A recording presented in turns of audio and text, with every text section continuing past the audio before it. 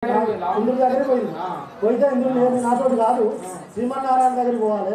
విష్ణుమూర్తి దగ్గర కానీ విష్ణుమూర్తి దగ్గర పోయింది. అంటే వీళ్ళు దేవతలతో కానీ ఎవరితోటి కానీ చాలు లేదని కోరుకున్నాడు.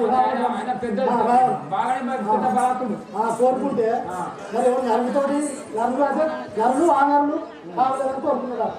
అప్పుడు మరి నరులో మరి ఎట్లా పోతే మరి నరులు ఎవరితో కడుపులో పుట్టాలంటే ఈయన చెప్పినట్టు దశరథ మహారాజు అయితే పిల్లలు లేకుండా ఆయన కడుపులో పుట్టాలని చెప్పి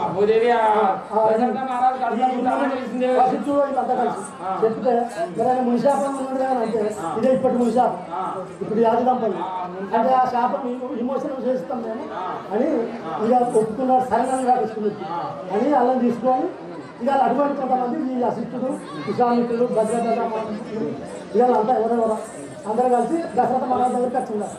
వచ్చి రాజా మీకు పుట్టిన యోగం ఉన్నది ఈ ప్రకారం యాగం చేయాలి అని చెప్పాలని